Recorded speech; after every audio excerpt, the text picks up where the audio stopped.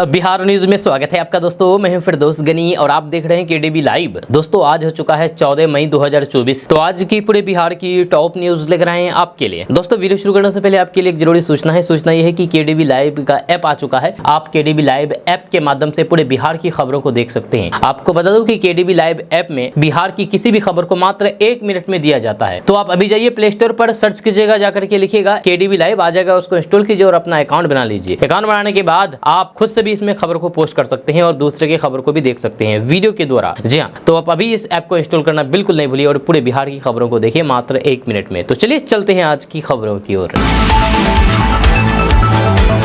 एक बहुत बड़ी खबर सामने आई है। बड़ी खबर यह है कि बिहार के पूर्व डिप्टी सीएम सुशील कुमार मोदी का निधन हो गया है। जी हां, बिहार के पूर्व डिप्टी सीएम सुशील कुमार मोदी का सोमवार शाम को दिल्ली के एम्स में निधन हो गया। वह 72 साल के थे और कैंसर से पीड़ित थे। वह गले के कैंसर से पीड़ित थे। जब 3 महीने पहले गले में दर्द की शिकायत पर जांच कराई तो फिर कैंसर का पता चला था। इसके बाद दिल्ली एम्स में उनका इलाज चल रहा था। सुशील कुमार मोदी बिहार में 70 के दशक में जेपी आंदोलन से राजनीति में आए थे। इसके बाद आरएसएस से जुड़े रहे। उनकी छात्र राजनीति की शुरुआत 1971 में हुई थी। 1990 में सुशील मोदी ने पटना केंद्रीय विधानसभा क्षेत्र से चुनाव लड़ा और विधानसभा पहुंचे। साल 2004 में वे भागलपुर लोकसभा चुनाव जीते। जहां साल 2005 में उन्होंने सांसद सदस्यता से इस्तीफा दे दिया और विधान परिषद के लिए निर्वाचित होकर के उप मुख्यमंत्री बने। यहीं से नीतीश कुमार के साथ उनका साथ शुरू हुआ और आज जाकर के सुशील कुमार मोदी का साथ हमेशा हमेशा के लिए दुनिया छूट गया।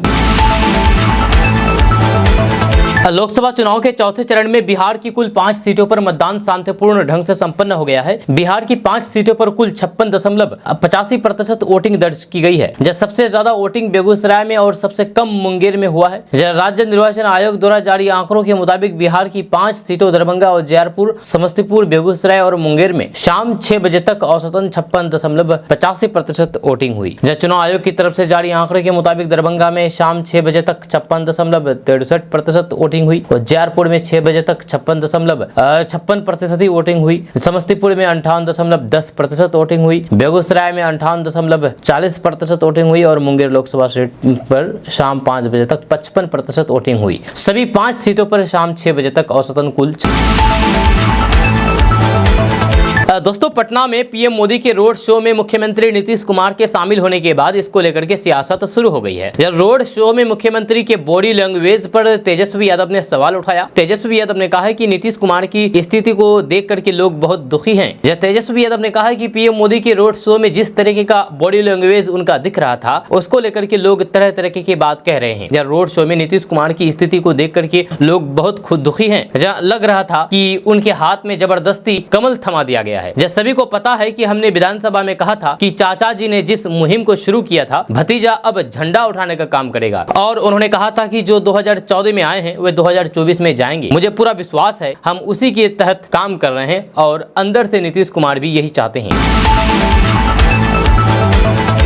दोस्तों बिहार में लोकसभा चुनाव के चौथे चरण के मतदान खत्म हो गया है। जब मतदान कल समाप्त हो चुका है। आपको बता दूं कि मतदान के समय में ही अपने गांव बिहट पहुंचे जेएनयू छात्र संघ के पूर्व अध्यक्ष कन्हैया कुमार ने पीएम मोदी पर जम करके हमला बोला है। जब मतदान के बाद उन्होंने मीडिया से बातचीत करने के दौरान कहा है कि चुनाव लोकतंत्र का सबसे महान पर्व है। ये उत्सव का समय है। लोकतंत्र में आस्था रखने वाले मतदान जरूर करते हैं। मतदान की वजह से मुझे अपने लोगों के बीच आने का मौका मिला, जहाँ उस मिट्टी पर आने का मौका मिला जहाँ मैं पला बड़ा हूँ। इस भूमि से मैं भावनात्मक और फिर राजनीतिक तौर पर जुड़ा रहा हूं। उन्होंने कहा है कि बीते लोकसभा चुनाव में बेगूसराय में इंडिया गठबंधन नहीं था, लेकिन इस बार इंडिया गठबंधन एकजुट होकर के चुनावी मैदान में उतरा हुआ है। मुझे पूरा विश्वास है कि इस बार यहां की जनता बदलाव लाएगी। मैं लोगों के बीच रह करके परिवर्तन के भाव को स्पष्ट महसूस कर रहा हूं। बिहार के अलावा पूरे देश में इंडिया गठबंधन की लहर है। इस दौरान कन्हैया कुमार ने एनडीए के 400 पार के दावे को खोखला बताया है। उन्होंने कहा है कि एनडीए द्वारा 400 पार का दावा खोखला साबित होता हुआ नजर आ रहा है। 3 चरणों के चुनाव संपन्न होने के बाद मैं इस बात को दावे से कह सकता हूं कि इस बार एनडीए नहीं बल्कि इंडिया गठबंधन की सरकार बनने जा रही है। दोस्तों, लालू प्रसाद यादव के बड़े बेटे तेज प्रताप यादव ने मंच पर अपनी ही पार्टी के नेता को धक्का दिया। जी हां, बताया जा रहा है कि जिस नेता पर तेज प्रताप यादव आग बबूला हुए और भड़के वे राजद के कार्यकर्ता थे। जहां इस दौरान मंच पर मीसा भारती और राबड़ी देवी भी मौजूद थी। मंच पर मौजूद नेताओं ने तेज प्रताप यादव को शांत करने की कोशिश की, लेकिन वे शांत नहीं हुए। अब इस घटना का वीडियो सोशल मीडिया पर वायरल हो रहा है। जी हां, यह घटना मीसा भारती के नामांकन के बाद श्री कृष्ण मेमोरियल हॉल में हुई है। इससे कुछ देर पहले ही तेज प्रताप यादव बहन मीसा भारती के नामांकन में भी पहुंचे थे।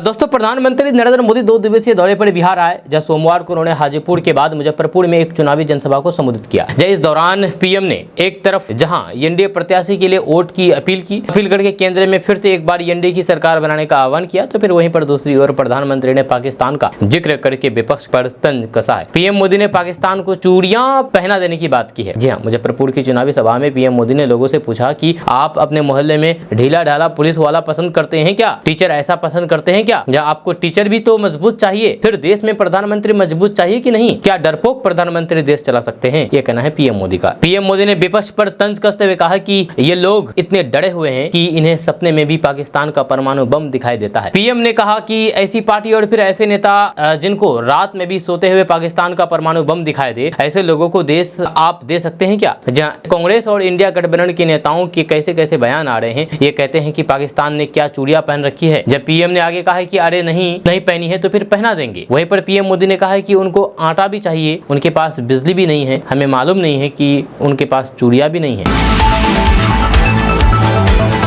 दोस्तों, अब बात करेंगे सेहत की। जहां आपकी सेहत की बात करना बहुत जरूरी है, क्योंकि दुनिया में धन दौलत कुछ भी नहीं है आपके सेहत के आगे। जब कहते हैं कि दुनिया में सबसे बड़ी जो दौलत है वह है सेहत। अगर आपकी सेहत सही है तो आप सबसे बड़े दौलतमंद है। अगर आपके पास करोड़ों अरबों रुपए है और सेहत नहीं है तो फिर आप कुछ भी नहीं है। तो इसलिए सेहत की बात करना जरूरी है। हम अभी बात करेंगे हार्ट अटैक के कारण। जी हाँ, यानी कि तुरंत हार्ट अटैक कारण कैसे बन सकते हैं, आप क्या चीज खाते हैं जिससे हार्ट अटैक बन सकते हैं। 3 आपके फेवरेट फूड के बारे में बताएंगे कि इस फूड से हार्ट अटैक हो सकते हैं अगर आप खाते हैं तो आपको बता दूं कि हार्ट ब्लॉकेज की परेशानी अब काफी आम हो गई है। इसका प्रमुख कारण है एक्सरसाइज की कमी और अनहेल्दी फूड। जब कुछ फूड तो आपके हार्ट के जानी दुश्मन कहे जा सकते हैं। जब ख्वाहिशों से भरी इस जिंदगी में सेहत कहीं पीछे छूट जा रही है। दिन भर काम में जुटे रहने के वाले लोग अक्सर हेल्दी रहने पर ध्यान देना ही भूल जाते हैं। किसी गंभीर बीमारी या फिर परेशानी का सामना करने पर ही उन्हें हेल्थ का ख्याल आता है। जहाँ इन्हीं वेकअप कॉल्स में से एक है हार्ट ब्लॉकेज। हार्ट ब्लॉकेज की परेशानी अब काफी आम हो गई है। इसका प्रमुख कारण है एक्सरसाइज की कमी और फिर अनहेल्दी फूड। जब कुछ फूड्स तो आपके हार्ट के जानी दुश्मन कहे जाते हैं, ये नसों को ब्लॉकेज कर देते हैं। या ऐसे फूड आपके फेवरेट फूड हो सकते हैं जिनसे आपको दूरी बना करके रखनी चाहिए। वहीं पर आपको बता दूं कि bread, pasta, pizza, pastry, noodles आजकल सभी की जिंदगी का हिस्सा बन गए हैं। लेकिन ये सभी रिफाइंड कार्बोहाइड्रेट में आते हैं। इनमें बहुत कम फाइबर होता है और पोषक तत्व नाम मात्र के होते हैं। ये सभी आपके ब्लड शुगर लेवल को बिगाड़ देते हैं, जिसका असर भी हार्ट की हेल्दी पर पड़ता है। इसलिए हमेशा साबुत अनाज और फिर हाई फाइबर फूड खाना चाहिए। वहीं पर बेकन, हैम और डेली जैसे प्रोसेस्ड मीट में बहुत ज्यादा सैचुरेटेड फैट, सोडियम और प्रिजर्वेटिव होते हैं। ये आपकी सेहत के साथ ही हार्ट के लिए भी नुकसानदायक है। ये हार्ट अटैक और फिर स्ट्रोक का कारण बन सकते हैं। वहीं पर समोसे, कचौरी, पकौड़ी, फ्रेंच फ्राइज, फ्राइड चिकन आदि भारतीय फूड का अहम हिस्सा माने जाते हैं। लेकिन ये सभी जितने टेस्टी होते हैं उतने ही खतरनाक होते हैं, आपकी सेहत के लिए अनहेल्दी होते हैं। इनमें अनहेल्दी फैट और बहुत ज्यादा कैलोरी होते हैं। ये आपके बैड कोलेस्ट्रॉल को बढ़ा देते हैं, जो कि ऑर्डर में जमने लगता है। यही हार्ट ब्लॉकेज के कारण बन सकते हैं। इसलिए फ्राइड फूड को सीमित ही खाना चाहिए, यानी कि तेल में भुना हुआ सामान नहीं खाएं। अगर आप खाते हैं तो इसके लिए हार्ट अटैक का कारण हो सकता है।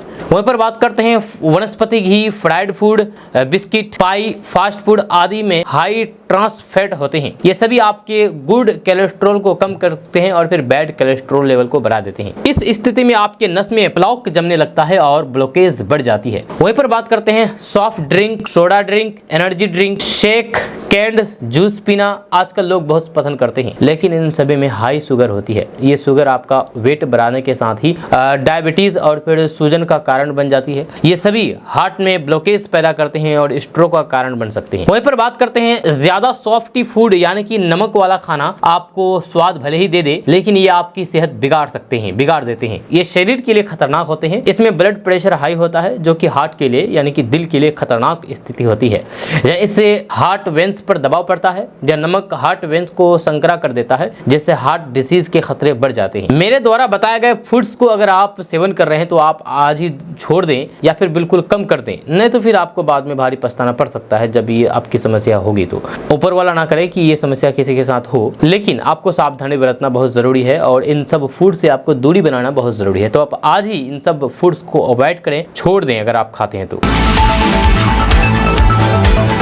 दोस्तों एक खबर बिहार से सामने आई है कि एक शख्स 88 दिनों से, यानी कि बिहार का एक व्यक्ति 88 दिनों से केवल 250 ग्राम दूध पीकर के फिट है, जिंदा है। रिपोर्ट्स के मुताबिक बिहार के मधुबनी जिले के नागदह गांव के रहने वाले 40 वर्षीय तारकेश्वर मिश्रा केवल 250 ग्राम दूध पीकर के जिंदा है। तारकेश्वर मिश्रा गाँव में रहते हैं और 18 फरवरी से उपवास कर रहे हैं। इस बीच हाल ही में मीडिया से बातचीत में उन्होंने कहा कि वे फिलहाल भगवान शनिदेव के मंदिर के लिए साधना में लीन है। वह गाँव में जिस स्थान पर अभी ये साधना कर रहे हैं उसी स्थान पर शनिदेव का मंदिर बनवाना चाहते हैं, इसीलिए वे लगातार गांव वालों से मदद लेते रहते हैं। कुछ व्यक्तियों ने सहयोग किया है, लेकिन आंशिक रूप से इसलिए मंदिर नहीं बन पा रहे हैं। परिणाम स्वरूप यह है कि वे हठ योग का अभ्यास करने में लगे हुए हैं और जब तक मंदिर पूरी तरीके से पूरा नहीं हो जाता तब तक वे ऐसा ही जारी रखेंगे। दूध पीकर के स्वस्थ रहने के रहस्य के बारे में उन्होंने कहा कि वे शनिदेव के उपासक हैं और उनकी साधना केवल शनिदेव के लिए है। ये योग किसी गलत काम के लिए नहीं कर रहे हैं। तारकेश्वर मिश्रा ने कहा कि इस साधना से उन्हें आत्मविश्वास मिलता है। मौसम, स्थिति या फिर परिस्थिति कोई भी हो, तारकेश्वर मिश्रा इस स्थान पर साधना करने आते हैं। जब यहाँ वे बांस से बने टेंट हाउस में आराम करते हैं और रात भी गुजारते हैं। इस बीच वे इस समय मंदिर निर्माण के लिए कई लोगों से मदद मांग रहे हैं। उनका दावा है कि अब तक मिली सहायता अपर्याप्त है। तारकेश्वर मिश्रा ने आगे कहा कि मंदिर बनाने के लिए उन्हें अतिरिक्त वित्तीय की जरूरत है। हालांकि मूर्ति आ गई है और अब कुछ ग्रामीणों की मदद से काम को आगे बढ़ाया जा रहा है। दोस्तों बिहार बोर्ड ने 11वीं विशेष एग्जाम के लिए टाइम टेबल जारी किया है। इस एग्जाम का आयोजन 16 मई किया जाएगा। इस एग्जाम का आयोजन उन उम्मीदवारों के लिए किया जा रहा है जो 11वीं के वार्षिक एग्जाम में फेल नहीं हो गए थे या फिर किसी कारण से एग्जाम के लिए उपस्थित नहीं हो पाए थे। उन्हें 11वीं की वार्षिक परीक्षा पास करने के लिए दूसरा मौका दिया जा रहा है। तो आइए आपको इसका टाइम टेबल के बारे में बताते हैं। आपको बता दो कि इस एग्जाम का आयोजन 16 मई से 29 मई 2024 के बीच होगा। ये एग्जाम 2 पालियों में होगा। इसके लिए उम्मीदवारों को 3 घंटे का समय दिया जाएगा। पहली पाली का एग्जाम सुबह 10 बजे से दोपहर 1 बजे तक होगा। वहीं पर दूसरी पाली का एग्जाम का आयोजन दोपहर 2 बजे से शाम 5 बजे तक किया जाएगा। इस एग्जाम का आयोजन राज्य भर में किया जाएगा। दोस्तों प्रधानमंत्री नरेंद्र मोदी 14 मई को वाराणसी में नामांकन दाखिल करेंगे, यानी कि आज पीएम मोदी वाराणसी में अपना नामांकन दाखिल करेंगे। इससे पहले वे सुबह 80 घाट पर स्नान और फिर ध्यान भी लगाएंगे। मिल रही जानकारी के अनुसार प्रधानमंत्री मोदी के नामांकन में अलग अलग प्रदेशों के कुल 12 मुख्यमंत्री शामिल होंगे। इसके अलावा 18 से अधिक कैबिनेट मंत्री सहित 36 वीआईपी का आगमन निर्धारित है। भारतीय जनता पार्टी की तरफ से पीएम मोदी के नामांकन को भव्य और फिर ऐतिहासिक बनाने के लिए पूरी ताकत झोंक दी गई है। सजावट के साथ रोड शो में भारी संख्या में लोगों को बुलाने के साथ ही बीजेपी ने अपने सभी बड़े नेताओं की मौजूदगी में शक्ति प्रदर्शन के साथ पीएम मोदी के नामांकन को पूर्ण कराने की खास तैयारी है। प्रधानमंत्री मोदी के 14 मई को यानी कि आज वाराणसी में होने वाले नामांकन में कुल 12 राज्यों के मुख्यमंत्री शामिल होंगे। इसमें उत्तर प्रदेश के मुख्यमंत्री योगी आदित्यनाथ, मध्य प्रदेश के मुख्यमंत्री मोहन यादव, राजस्थान के भजनलाल शर्मा, उत्तराखंड के पुष्कर सिंह धामी, छत्तीसगढ़ के मुख्यमंत्री विष्णुदेव राय शाय, असम के मुख्यमंत्री हेमंत बिस्वा शर्मा, हरियाणा के नायाब सिंह सैनी, गोवा के प्रमोद सावंत, त्रिपुरा के मुख्यमंत्री मनिक साहा, महाराष्ट्र के एकनाथ शिंदे, बिहार के मुख्यमंत्री नीतीश कुमार और सिक्किम के प्रेम सिंह तमांग शामिल है। इसके अलावा केंद्र सरकार में शामिल 18 से अधिक मंत्री, उत्तर प्रदेश सरकार के तकरीबन सभी मंत्री के साथ ही 36 से अधिक वीआईपी पीएम मोदी के नामांकन को भव्य बनाने के लिए काशी पहुंचेंगे। आज पीएम मोदी का नामांकन सभा होने वाला है, नामांकन होने वाला है। दोस्तों महंगाई के मोर्चे पर एक बहुत ही अच्छी खबर सामने आई है, जहां सरकारी रिपोर्ट्स के मुताबिक खुदरा महंगाई अप्रैल में मामूली घट करके 4.83 यानी कि 83% पर आ गई है, जो कि पिछले महीने यानी कि मार्च में 4.85% के स्तर पर थी। सोमवार को जारी सरकारी आंकड़े के मुताबिक रसोई के कुछ सामानों की कीमतों में गिरावट के कारण अप्रैल में खुदरा महंगाई घट करके 4.83% पर आ गई है। जब उपभोक्ता मूल्य सूचकांक आधारित खुदरा महंगाई मार्च में 4.85% थी, जो कि पिछले साल अप्रैल महीने में 4.7% पर आ गई। वहीं पर राष्ट्रीय सांख्यिकी कार्यालय यानी कि NSO द्वारा जारी आंकड़ों के अनुसार खाद्य महंगाई अप्रैल में 8.70% थी, जो मार्च में 8.52% से थोड़ी अधिक थी। आपको बता दूं कि सरकार ने रिजर्व बैंक को यह सुनिश्चित करने का काम सौंपा है कि महंगाई 4% पर बनी रहे और दोनों तरफ 2% का मार्जिन रहे। रिजर्व बैंक के अनुसार जो अपनी द्विमासिक मौद्रिक नीति पर पहुंचते समय उपभोक्ता महंगाई को ध्यान में रखता है, जो खाद्य मूल्य की अनिश्चितताओं के चलते आगे चलकर के महंगाई पर दबाव डालती है। जानकारी के मुताबिक ये रिपोर्ट RBI के जून में नरम रुख अपनाने के लिए प्रेरित कर सकती है। दोस्तों, बिहार के लिए मौसम विभाग ने एक बार फिर से अलर्ट जारी किया है। जब मौसम विभाग की माने तो अगले 2 से 3 घंटे में बिहार के कई जिलों में बारिश के साथ तेज रफ्तार से हवा चलने की संभावना जताई गई है।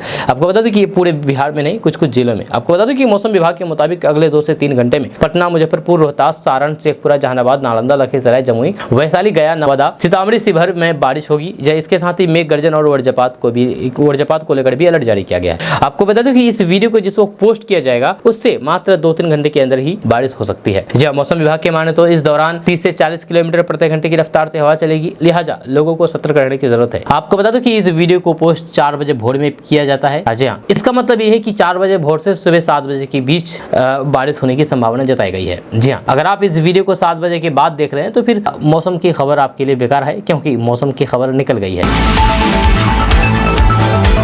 प्रधानमंत्री नरेंद्र मोदी कल हाजीपुर में जनसभा को संबोधित किया। इस दौरान चिराग पासवान का भी भाषण हुआ, जब वे मंच पर भावुक हो गए। चिराग पासवान ने कहा कि प्रधानमंत्री नरेंद्र मोदी का हाजीपुर की धरती पर आना हमारे लिए सौभाग्य की बात है। चिराग पासवान ने कहा कि धरती मेरे पिता स्वर्गीय रामविलास पासवान के नाम से जानी जाती थी, आज वे हमारे बीच नहीं है। जहाँ उनके नहीं रहने पर आज हमारी हिम्मत हाजीपुर की तमाम जनता बढ़ाती है। मेरे पिता रामविलास पासवान के लिए प्रधानमंत्री 2014 में हाजीपुर आए थे और आज मेरे लिए आए हैं। उन्होंने कहा कि मेरे लिए हाजीपुर की धरती किसी पवित्र संगम से कम नहीं है। सोमवार को हाजीपुर के कुतुबपुर में प्रधानमंत्री मोदी की सभा में चिराग पासवान ने कहा है कि हाजीपुर की जनता से ही उनका अस्तित्व है। उन्होंने कहा है कि कई बड़ी शक्तियों ने चिराग पासवान को समाप्त करने का प्रयास किया, लेकिन हमारे पिता के जाने के बाद प्रधानमंत्री ने हमें प्यार देने का काम किया है। हम सबको ये ध्यान में रखने की जरूरत है यह कौन हमारे लिए काम कर रहा है। चिराग पासवान ने कहा है कि पहली बार देश में ऐसे प्रधानमंत्री बने हैं जिनके प्रयास से आपके लिए शौचालय, किसान सम्मान निधि, उज्ज्वला योजना, पक्का मकान, आयुष्मान कार्ड योजना बनवाया और फिर गरीब कल्याण योजना के तहत 81 करोड़ लोगों को मुफ्त में राशन दिया जा रहा है। चिराग पासवान ने कहा कि कुछ लोग आप लोगों के बीच भ्रम फैलाने का काम कर रहे हैं। ये वही लोग हैं जो 1990 के दशक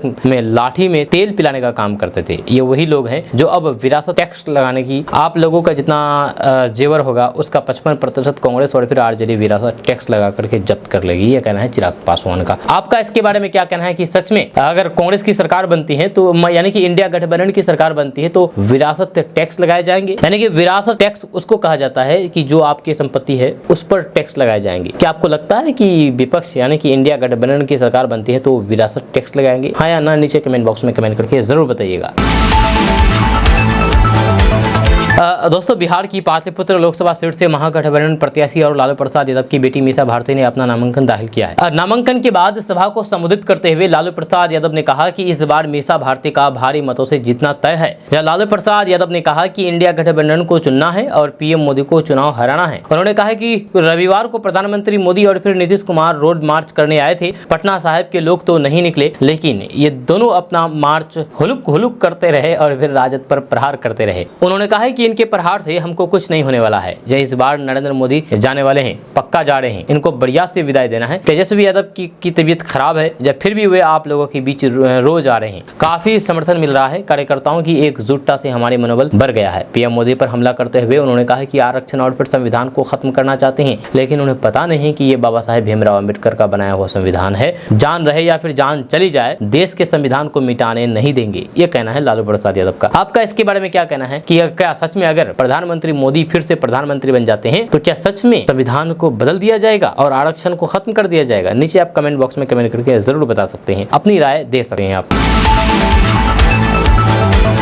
दोस्तों, बिहार के पूर्व डिप्टी सीएम तेजस्वी यादव ने गोपालगंज में सोमवार को चुनावी जनसभा को संबोधित करते हुए प्रधानमंत्री नरेंद्र मोदी पर जम करके हमला बोला। तेजस्वी यादव ने कहा कि बिहार में एनडीए चुनाव हार रही है, इसीलिए प्रधानमंत्री नरेंद्र मोदी बार बार बिहार आ रहे हैं। तेजस्वी यादव ने कहा कि बिहार में अब तक 10 से 11 बार प्रधानमंत्री आ चुके हैं, लेकिन एक बार भी अपने कार्यकाल में बिहार के लिए किए गए कार्यों को नहीं बता पा रहे हैं। आने वाले 5 साल की सरकार में बिहार के लिए क्या करेंगे ये भी नहीं बोल रहे हैं। तेजस्वी यादव ने कहा कि प्रधानमंत्री नरेंद्र मोदी बिहार में एक दिन में 3 सभाएं कर रहे हैं। उन्हें पता चल गया है कि बिहार में एनडीए चुनाव हार रही है। तेजस्वी यादव ने कहा कि हम जहां भी जनसभा करने जा रहे हैं वहां अपने 17 महीने की सरकार में किए गए कार्यों को बता रहे हैं। तेजस्वी यादव ने कहा है कि हमारी सरकार केंद्र में बनी तो फिर हम 1 करोड़ युवाओं को नौकरी देंगे, गोपालगंज के सबैया में बंद पड़े एयरपोर्ट को चालू करेंगे, अग्निवीर की बहाली को हटा करके पहले की तरह बहाली करेंगे। आपको बता दो कि तेजस्वी यादव के साथ वीआईपी के प्रमुख मुकेश सहनी भी अक्सर नजर आते हैं। दोस्तों, बिहार में मक्का की खेती बड़े पैमाने पर होती है। खास करके सीमांचल के इलाके के किसान बड़े पैमाने पर इसकी खेती करते हैं। यहाँ के किसान की हमेशा शिकायत रहती है कि उनके मक्के को वाजिब कीमत नहीं मिल पाती है, लेकिन किसानों को अब परेशान होने की जरूरत नहीं है। सरकार ने मक्के की खेती करने वाले किसानों के लिए अच्छी पहल की है। इस बार समर्थन मूल्य पर ही मक्के की खरीदारी होगी। सरकार ने बिस्कोमान के जरिए किसानों से मक्का खरीदेगी। सरकार के इस फैसले से किसान खुश हैं। फिलहाल बिहार के 6 जिले से मक्का की खरीदारी की शुरुआत होने जा रही है। बिस्कोमान के एमडी राम प्रताप सिंह के मुताबिक मक्के की खरीदारी की योजना में बिहार के 6 जिलों को शामिल किया गया है। फिलहाल पूर्णिया, खगड़िया, अररिया और समस्तीपुर में खरीदारी की तैयारी चल रही है। हाजीपुर में खरीदारी का मामला अभी प्रोसेस में है और यहाँ भी जल्द ही की शुरुआत हो जाएगी। चयनित जिलों में 2 से 3 दिनों के अंदर सभी जिलों में बिस्कोमान का केंद्र है, किसान वहाँ अपना मक्का बेच सकते हैं। मक्के के दाना में नमी 6% से ज्यादा नहीं होनी चाहिए। दाना पूरा ड्राई होना चाहिए और पीला सफेद हो तो और भी बेहतर रहेगा। रजिस्टर्ड किसान ही मक्का बेच सकते हैं। इसके लिए निबंधन यानी कि रजिस्टर्ड की प्रक्रिया से भी किसानों को गुजरना जरूरी है। इस बार समर्थन मूल्य यानी कि मक्का का जो एमएसपी है 2090 रुपए प्रति क्विंटल तय की गई है। जब मक्का का एमएसपी, आपको बता दो कि सीमांचल में मक्का की तैयारी चल रही है या फिर खलियान में सुखाया जा रहा है। फिलहाल किसान बाजार में रेट पता करने में लगे हुए हैं। इस बीच नेफेड और फिर बिस्कोमान का यह फैसला किसानों के लिए संजीवनी का काम करेगा। जनसुराज पदयात्रा के सूत्रधार प्रशांत किशोर ने लोकसभा चुनाव के बीच गरीब लोगों से गुहार लगाई है। उन्होंने कहा कि बिहार में लोग कहते हैं कि मैं गरीब आदमी, मेरे 1 वोट से क्या होगा। मैं आपको गुना गणित समझाता हूँ। 1 वोट देकर के प्रधानमंत्री यानी कि राजा आपने बनाया, वह आदमी आपकी ओर से हर साल 45 लाख करोड़ रुपए का मालिक है और इतना बड़ा तिजोरी का चाबी 4 किलो अनाज पर दे दीजिएगा। 1 वोट देकर के जिसको आप बिहार का राजा यानी कि मुख्यमंत्री बनाते हैं, वह आदमी हर साल 2.5 लाख करोड़ रुपए के तिजोरी का मालिक है और उतना बड़ा तिजोरी का चाबी आप जात के नाम पर दे दें तो फिर आप गरीब नहीं रहिएगा तो फिर कौन गरीब रहेगा। यह कहना है प्रशांत किशोर का। जब बिहार के लोगों को प्रशांत किशोर ने यह बातें कही है। आपको बता दें कि प्रशांत किशोर ने कहा है कि वोट जिसको दे रहे हैं दीजिए, मगर वोट अपने बच्चों के नाम पर दीजिए। वोट की कीमत अपने जात या फिर धर्म के नाम पर किसी को भी मत दीजिए। वोट की कीमत वसूल कीजिए। वोट आपकी सबसे बड़ी पूंजी है। यह ऐसा हथियार है कि कोई भी राजा या फिर रंक बन सकता है। यह कहना है प्रशांत किशोर का। दोस्तों, बिहार के पूर्व उप मुख्यमंत्री तेजस्वी यादव और पूर्व मंत्री मुकेश सहनी ने सोमवार को महाराजगंज लोकसभा क्षेत्र से इंडिया गठबंधन के कांग्रेस उम्मीदवार आकाश प्रसाद सिंह के लिए जनसभा करके वोट मांगा। हालांकि इस दौरान तेज आंधी तूफान से उनके मंच को काफी नुकसान भी हुआ। इसके बावजूद भी इनके न तो जनता खेल मैदान से जाने को तैयार थी और न ही तेजस्वी यादव, मुकेश सहनी और फिर आकाश सिंह की सभा स्थल से ही हिले। जहाँ आंधी तूफान के बीच तेजस्वी यादव ने केंद्र की मोदी और फिर एनडीए पर जम करके हमला बोला है और कहा है कि पिछले 3 चरण में जनता ने स्पष्ट मतदान इंडिया के पक्ष में किया है, इसलिए इस बार केंद्र की सत्ता में बदलाव तय है। उन्होंने कहा कि इंडिया गठबंधन की जब सरकार बनेगी तब प्रत्येक गरीब महिला को 1 लाख रुपए सालाना देकर के उसे सशक्त बनाया जाएगा। बिहार में उनके 3 वर्षों के शासनकाल में 5 लाख लोगों को रोजगार दिया गया। उनकी उन्हीं कार्यों से घबरा करके भाजपा ने बिहार में चाचा को तोड़ करके गठबंधन की सरकार को गिरा दिया। उन्होंने कहा कि भाजपा 405 सीटें जीत करके संविधान को खत्म करना चाहती है। जनता अब जाग चुकी है। जब पिछले 10 वर्षों में प्रधानमंत्री मोदी ने महाराजगंज को कुछ नहीं दिया। यहाँ पर गरीबी, बेरोजगारी, सड़क सुविधाओं का अभाव, या खेतों में सिंचाई की कमी और फिर यहाँ ना तो कोई कारखाना खुला और ना ही कोई उद्योग ही लगे। वे सिर्फ हिंदू मुसलमान करते हैं और फिर लोगों को गुमराह करते हैं। अब उनसे हिसाब मांगने का समय आ गया है। आम जनता हिसाब ले और एक वोट आकाश को दे। ये कहना है तेजस्वी यादव का। वहीं पर मुकेश सहनी ने कहा है कि उन्होंने कहा कि ये चुनाव देश के लिए और फिर देश के हर एक नागरिक के लिए बेहद महत्वपूर्ण है। हमें सिर्फ सांसद नहीं चुनना है बल्कि संविधान को भी बचाना है। भाजपा पूंजीपतियों की पोषक और फिर गरीबों की शोषण करते हैं। वे लोकतंत्र को समाप्त करने की बात करते हैं। सरकार से सवाल पूछने वालों को आज जेल में डाल दिया जाता है। उन्होंने कहा कि कांग्रेस के नेतृत्व में आजादी की लड़ाई लड़ी गई थी। अब एक बार फिर से संविधान को खत्म करके देश को गुलाम करने की मंशा मोदी सरकार की है। उनकी इस मंशा पर लगाम लगाने की जरूरत है। इसलिए महाराजगंज की जनता से आग्रह है कि इंडिया गठबंधन को वोट दे। दोस्तों 12वीं के नतीजे के बाद central board of secondary education यानी कि सीबीएसई ने आज 10वीं के परिणाम जारी कर दिए हैं। सीबीएसई बोर्ड से हाई स्कूल की परीक्षा देने वाले कई बच्चे रिजल्ट का इंतजार कर रहे थे। ऐसे में सभी का इंतजार अब खत्म हो चुका है। बोर्ड ने 10वीं का रिजल्ट घोषित कर दिया है। सीबीएसई बोर्ड 10वीं की परीक्षा में 93.60% बच्चे पास हुए हैं। आपको बता दो कि सीबीएसई बोर्ड ने 15 फरवरी से 13 मार्च के बीच 10वीं की परीक्षा करवाई थी। वहीं पर बोर्ड ने 13 मई को 12वीं के नतीजे जारी कर दिए हैं, जिसके बाद क्यास लगाए जा रहे थे कि बोर्ड किसी भी समय 10वीं के नतीजे भी घोषित कर सकता है। ऐसे में 12वीं के कुछ ही घंटे के बाद ही बोर्ड ने 10वीं के परिणाम भी घोषित कर दिए हैं। इस साल 10वीं में 93.60% बच्चे पास हुए हैं और 16% से ज्यादा बच्चे फेल हुए हैं। दोस्तों दुनिया के 10 देश जहां पर हिंदुओं की आबादी बम्पर है। जी हाँ, आपको बता दूं कि कई ऐसे मुस्लिम देश भी है जहां पर हिंदुओं की आबादी काफी अच्छी खासी संख्या में है। तो हम आपको भी बताएंगे कि दुनिया को 10 देशों के बारे में जहां पर हिंदुओं की संख्या काफी ज्यादा है। आपको बता दूं कि हिंदू धर्म दुनिया का तीसरा सबसे बड़ा धर्म है। जब भारी संख्या में हिंदू धर्म को मानने वाले लोग दुनिया भर में फैले हुए हैं। कई ऐसे मुस्लिम देश भी है जहाँ पर काफी संख्या में हिंदू निवास करते हैं। लेकिन दुनिया का तीसरा सबसे बड़ा धर्म होने के बावजूद भी हिंदू धर्म दुनिया के केवल 3 देशों का प्रमुख धर्म है। दुनिया में भारत, नेपाल और मॉरिशस ही सिर्फ 3 ऐसे देश हैं जहां पर हिंदू बहुसंख्यक है। लेकिन आज हम दुनिया के उन 10 देशों की बात करेंगे जहां पर सबसे अधिक हिंदू निवास करते हैं। प्यू रिसर्च के आंकड़ों के मुताबिक दुनिया के अलग अलग देशों में लगभग 120 करोड़ हिंदू हैं। पूरी दुनिया में 120 करोड़ हिंदू हैं। जब भारत की कुल आबादी में से 78.9% यानी कि यही मानिए कि 79% लोग हिंदू धर्म मानने वाले लोग हैं। वहीं पर नेपाल की 80.6% आबादी हिंदू धर्मों को मानती है। इसके अलावा मॉरिशस में भी 50% से अधिक हिंदू निवास करते हैं। प्यू रिसर्च में बताया गया है कि दुनिया का तीसरा सबसे बड़ा धर्म होने के बावजूद भी हिंदू धर्म में किसी देश का धर्म नहीं है।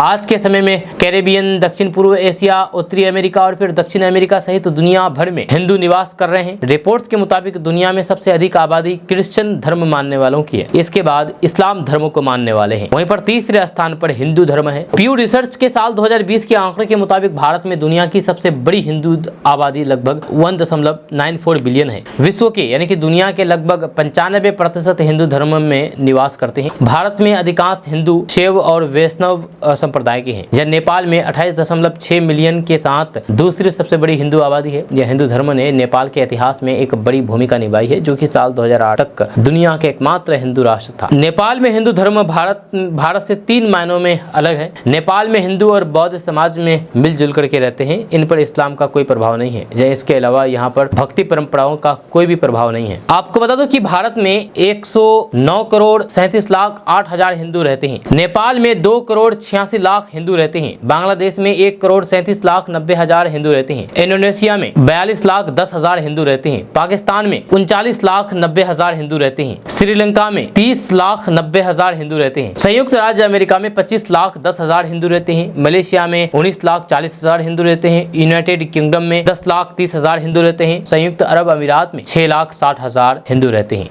आपका इसके बारे में क्या कहना है, नीचे कमेंट बॉक्स में कमेंट करके जरूर बताइएगा।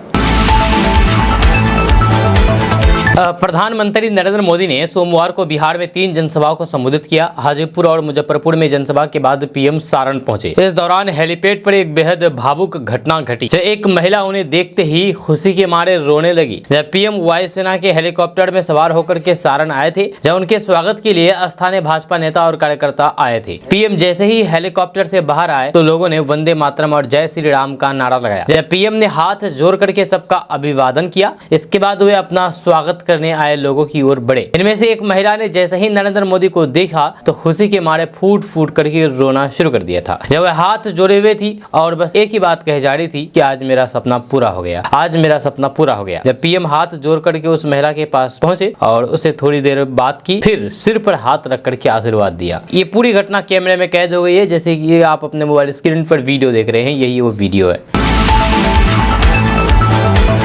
प्रधानमंत्री नरेंद्र मोदी आरजेडी प्रमुख लालू प्रसाद यादव के पूर्ण आरक्षण वाले बयान पर उन पर निशाना साधा और कहा कि जो व्यक्ति जंगल राज लेकर के आए वे दलितों, पिछड़ों और फिर आदिवासियों का आरक्षण मुसलमानों को देने की वकालत कर रहे हैं। हाजीपुर में एक सार्वजनिक रैली को संबोधित करते हुए पीएम मोदी ने कहा कि आज चौथे चरण के लिए मतदान हो रहा है और फिर मतदाताओं से बड़ी संख्या में मतदान करने की अपील की। ये लोकतंत्र का बहुत बड़ा त्योहार है। जब पीएम मोदी ने कहा कि आरजेडी और कांग्रेस की प्राथमिकता आप लोग नहीं बल्कि उनका अपना वोट बैंक है। जिस व्यक्ति ने बिहार में जंगल राज लाया, जिसे 4 चारा घोटाले में कोर्ट ने दोषी ठहराया। उसने कहा कि मुसलमानों को आरक्षण देना चाहिए और वो भी पूर्ण आरक्षण। वे मुसलमानों को, दलितों, पिछड़ों और फिर आदिवासियों का आरक्षण देना चाहते हैं। मैं आपको गारंटी देता हूं कि जब तक मोदी जीवित है वे आपका अधिकार नहीं लुटा सकते, जब वे आपका आरक्षण नहीं छीन सकते। लंबे समय के बाद बिहार में कांस्टेबल भर्ती एग्जाम के लिए टाइम टेबल जारी कर दिया है। जो एग्जाम का आयोजन 7 अगस्त से 31 अगस्त के बीच 7 दिनों के में किया जाएगा। बिहार कांस्टेबल भर्ती एग्जाम में पेपर लीक मामले के बाद केंद्रीय चयन पर्षद ने एग्जाम रद्द कर दिया था। जारी किए गए टाइम टेबल के मुताबिक एग्जाम का आयोजन 7, 11, 18, 21, 25, 28 और 31 अगस्त 2024 को किया जाएगा। एग्जाम तय तारीख में रोज सिर्फ एक पाली में लिया जाएगा। एग्जाम आयोजन के संबंध में जिलों के डीएम को पत्र भेजा गया है। जहां भर्ती बोर्ड ने एग्जाम में कुछ गड़बड़ी ना हो इसलिए सुरक्षा को लेकर के कड़ी व्यवस्था कर रखी है। इस भर्ती के तहत कांस्टेबल के 21,391 खाली पदों पर योग्य उम्मीदवारों की भर्ती की जाएगी। इसके लिए लगभग 18 लाख स्टूडेंट ने आवेदन किया है। परीक्षा के दौरान भीड़ भाड़ जैसे समस्या को दूर रखने के लिए एग्जाम का आयोजन सिर्फ एक पाली में किया जा रहा है। लोकसभा चुनाव के चौथे चरण में बिहार की 5 लोकसभा सीटों बेगूसराय, मुंगेर, उजियारपुर, समस्तीपुर और दरभंगा में सोमवार को मतदान हुआ। मतदान अब खत्म हो चुका है, लेकिन इससे पहले वोटिंग के मामले में आगे चल रहे दरभंगा लोकसभा क्षेत्र के 2 मतदान केंद्रों पर कब्जे की खबर सामने आई। मतलब बूथ लूट या फिर बूथ कैप्चरिंग की बात सामने आई है। इस खबर की दरभंगा जिला निर्वाचन पदाधिकारी की ओर से पुष्टि नहीं की गई है। जब भारतीय जनता पार्टी के कार्यकर्ताओं ने राष्ट्रीय जनता दल के कार्यकर्ताओं पर बूथ कब्जे के प्रयास का आरोप लगाया है।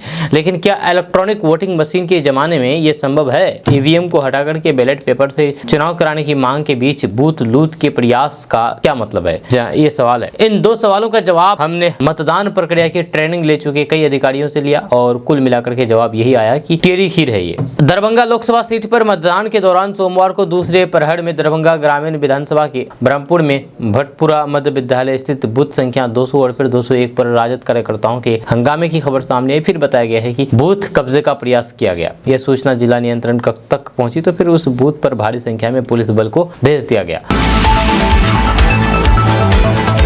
सीतामढ़ी लोकसभा सीट से जेडीयू प्रत्याशी के पक्ष में नीतीश कुमार ने सोमवार को सभा को संबोधित किया। पुपरी के राजबाग मैदान में विपक्ष पर जमकर के निशाना साधा। नीतीश कुमार ने जेडीयू प्रत्याशी देवेश चंद्र ठाकुर के पक्ष में वोट करने की अपील की। उन्होंने जनसभा को संबोधित करते हुए नीतीश कुमार ने कहा कि 2 बार गलती हो गई, अब गलती नहीं होगी। जब सामने वाला झूठा है उससे सावधान रहें। जनसभा को संबोधित करते हुए मुख्यमंत्री नीतीश कुमार ने कहा कि हमने 2 बार गलती कर दी है या उसके साथ चले गए, अब जीवन में कभी भी गलती नहीं होगी। मुख्यमंत्री नीतीश कुमार ने कहा कि एनडीए की सरकार में हमने मुसलमान के कब्र गांव की घेराबंदी करवाई, मदरसों को मान्यता दिया और लालू के राज में क्या हुआ? लालू के राज में दंगा हुआ, लालू ने हिंदू मुसलमान किया, लेकिन हमने सबका साथ सबका विकास किया और मुसलमानों को भी उनका हक देने का काम किया। सीएम नीतीश कुमार ने कहा कि 2 बार गलती हो गई हमसे, यानी कि राजद के साथ 2 बार गए तो वो 2 बार गलती मान रहे नीतीश कुमार। उन्होंने कहा कि अब गलती नहीं होगी, जो सामने वाला झूठा है उससे सावधान रहिए।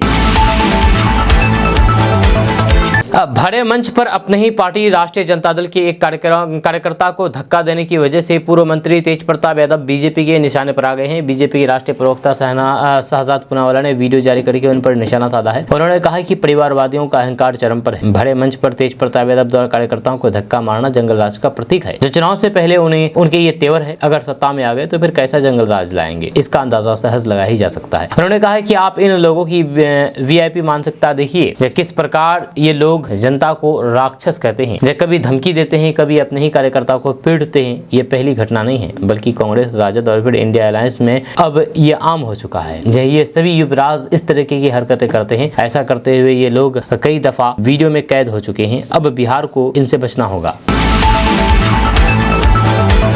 दोस्तों, कोसी कब किस करवट बैठेंगे इसका पता किसी को नहीं रहता है। जब कोसी अपने स्वभाव को लेकर ही जानी जाती है। जब एक बार फिर से कोसी खगड़िया के बेलदौर प्रखंड के अंतर्गत इत मादी पंचायत के गांधीनगर में कटाव शुरू कर दी है। जब बीते 15 दिनों के अंदर 10 बीघा खेती की जमीन नदी में समा चुकी है। कटाव जारी है। इसकी जानकारी स्थानीय मुखिया हिटलर शर्मा ने दी है। उन्होंने बताया है कि विष्णुदेव शर्मा, मनीलाल शर्मा, अमरेश शर्मा और फिर वीलो शर्मा की खेती योग्य जमीन नदी में चली गई है। आपको बता दें कि 2021 में यहाँ लगातार कटाव जारी है। 2021 से ही कटाव जारी है। पहले सावन भादों में कोसी तांडव मचाती थी, अब तो नदी वैशाख में भी कटाव कर रही है। मुखिया हिटलर शर्मा कहते हैं कि 2021 से 2023-24 तक 100 बीघा जमीन कोसी नदी में समा गई है। कई परिवार भूमिहीन हो गए हैं। अब बिहार की सियासी लड़ाई बीजेपी की अगुवाई वाले एनडीए और विपक्षी इंडिया गठबंधन के बीच भले ही मानी जा रही हो, लेकिन काराकाट लोकसभा सीट पर भोजपुरी एक्टर पवन सिंह के निर्दलीय उतरने से मुकाबला रोचक हो गया है। काराकाट सीट पर एनडीए की तरफ से राष्ट्रीय लोक मोर्चा के अध्यक्ष उपेंद्र कुशवाहा और फिर इंडिया गठबंधन के कम्युनिस्ट पार्टी ऑफ इंडिया यानी कि माले ने राजाराम सिंह कुशवाहा के उतरने से जो मुकाबला कुशवाहा बनाम कुशवाहा थी उसे पवन सिंह ने त्रिकोणीय बना दिया है। पवन सिंह ने उपेंद्र कुशवाहा के साथ साथ राजाराम की भी टेंशन बढ़ा दी है, क्योंकि उनके उतरने से दोनों की सियासी वोट बैंक में सेंध लगती हुई नजर आ रही है। भोजपुरी फिल्म के सुपरस्टार पवन सिंह को बीजेपी ने पश्चिम बंगाल के आसनसोल सीट से उम्मीदवार बनाया था, लेकिन चुनाव लड़ने से अपने कदम पीछे खींच लिया था। माना जाता है कि पवन सिंह आसनसोल के बजाय आरा सीट से चुनाव लड़ना चाहते थे, इसलिए बीजेपी की ऑफर को ठुकरा दिया था और अब काराकाट सीट से उपेंद्र कुशवाहा के खिलाफ ताल ठोक दी है। उपेंद्र कुशवाहा एनडीए से चुनाव लड़ रहे हैं, जिनके खिलाफ माले से राजाराम कुशवाहा ने टाल ठोक रखी है। पवन सिंह के उतरने से पहले सीधा असर उपेंद्र कुशवाहा को होता नजर आ रहा था, लेकिन अब भोजपुरी स्टार खेसारी लाल यादव के पिता मंगरू लाल यादव ने जिस तरह से पवन सिंह को समर्थन दिया है उससे मुकाबला रोचक हो गया है। वहीं पर खेसारी लाल यादव ने भी पवन सिंह के लिए चुनाव प्रचार करने की हरी झंडी दे दी है। या इतना ही नहीं, पवन सिंह की नामांकन के बाद हुई चुनावी सभा में खेसारी लाल यादव के पिता मंगरू लाल यादव ने कहा कि खुशी से आप लोग पवन बेटा को जिताइए। उन्होंने कहा कि आप लोगों की मेहरबानी रही तो फिर खेसारी लाल यादव भी पवन सिंह के लिए वोट मांगने आएंगे। इतना ही नहीं, उन्होंने साफ साफ शब्दों में कह दिया है कि जैसे उनके बेटा खेसारी लाल यादव है उसी तरीके से पवन सिंह भी उनके बेटे हैं। वहीं खेसारी लाल यादव ने एक इंटरव्यू में पूछे गए सवाल में कहा कि पवन सिंह के लिए हमेशा खड़े रहूंगा, जब उन्हें पूरे दमखम के साथ समर्थन करूंगा और हर तरीके की मदद करूंगा। इससे एक बात साफ है कि खेसारी लाल यादव अब पवन सिंह के लिए भी काराकाट सीट पर वोट मांगते हुए नजर आ सकते हैं। बिहार में जिस तरह से पवन सिंह की स्वर्ण समुदाय के बीच पकड़ मानी जाती है, उसी तरह खेसारी लाल यादव की यादव और पिछड़ी जातियों में जबरदस्त फैन फॉलोइंग है। इसके चलते अब काराकाट सीट पर पवन सिंह सिर्फ उपेंद्र कुशवाहा नहीं बल्कि राजाराम कुशवाहा की टेंशन भी बढ़ा दी है। सरकारी नौकरी की तैयारी करने वाले उम्मीदवारों के लिए एक गोल्डन चांस है। आपको बता दूं कि बिहार में पंचायती राज विभाग की ग्राम स्वराज योजना सोसाइटी ने 6570 खाली पड़े पदों पर भर्ती के लिए आवेदन प्रक्रिया 10 मई 2024 को शुरू की है। इच्छुक और योग्य उम्मीदवार ऑफिशियल वेबसाइट bgsys.bihar.gov.in पर जाकर के अप्लाई कर सकते हैं। अप्लाई करने की आखिरी तारीख 9 जून 2024 है। इस भर्ती प्रक्रिया के तहत पुरुषों के 4270 और महिलाओं के 2300 पदों पर भर्ती की जाएगी। आवेदन करने के लिए उम्मीदवार किसी भी मान्यता प्राप्त शैक्षणिक संस्थान से BCom, MCom, CA, inter pass होना चाहिए। आपको बता दूं कि सीए करने वाले उम्मीदवारों को चयन प्रक्रिया में वरीयता दी जाएगी। इसके लिए कंप्यूटर आधारित एग्जाम का आयोजन किया जाएगा। आवेदन करने के लिए आपको सबसे पहले इसकी ऑफिशियल वेबसाइट पर जाना होगा। वेबसाइट है www.bgsys.bihar.gov.in। यहाँ पर जाकर के आप नोटिफिकेशन को अच्छी तरीके से पढ़ लें और ऑनलाइन के द्वारा आवेदन करें। मिलते हैं नेक्स्ट वीडियो के साथ, तब तक के लिए जय हिंद, जय भारत। आज 13 मई की बिहार बुलेटिन में आपका स्वागत है दोस्तों। आज पूरे बिहार की टॉप खबरें लेकर आए हैं आपके लिए, आज दिन भर की खबरें। तो चलिए बात करते हैं विस्तार से।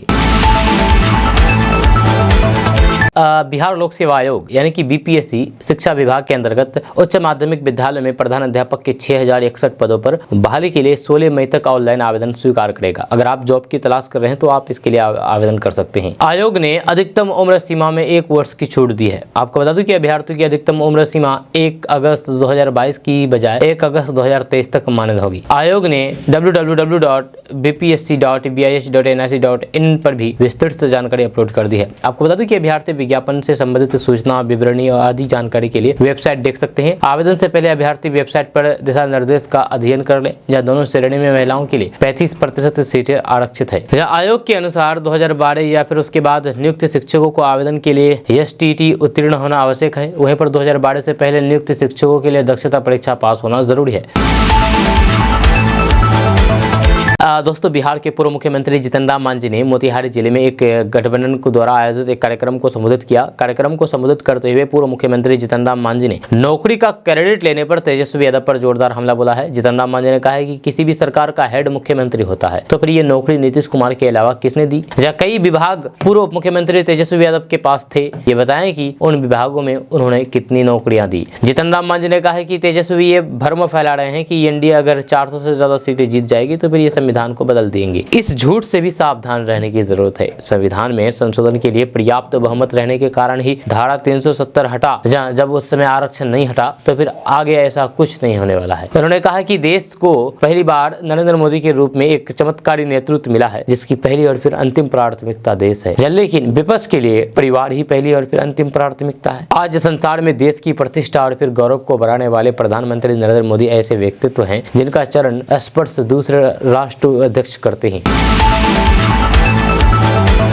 लोकसभा चुनाव से पहले बिहार की राजधानी पटना में एक रोड शो के दौरान एक न्यूज चैनल से बातचीत करने के दौरान प्रधानमंत्री नरेंद्र मोदी ने कहा कि महिलाओं को सबल बनाना हमारी प्राथमिकता है। हमने महिलाओं के लिए कई विकास योजना बनाई है, जब महिलाओं के नेतृत्व में विकास करना होगा। प्रधानमंत्री ने कहा कि मैंने G20 समिट में भी महिला नेतृत्व को बढ़ावा देने का संकल्प लिया था, जब परंपरागत चीजों से लेकर के हर जगह महिलाओं को जगह दी गई। प्रधानमंत्री ने कहा कि हमने गाँव में ड्रोन दीदी बनाया, महिलाओं के लिए हमने आर्मी के दरवाजे खोल दिए, बॉर्डर पर भी हमने बेटियों को भेजा, सियाचिन में भी हमारी बेटियां देश की रक्षा कर रही है। हिंदुस्तान के लगभग सभी जगहों में मेरा जाना हुआ और मैं कह सकता हूं कि पूरे देश में भारतीय जनता पार्टी के प्रति लोगों के जो विश्वास है वो अभूतपूर्व है, अकल्पनीय है। ये कहना है प्रधानमंत्री नरेंद्र मोदी जी का।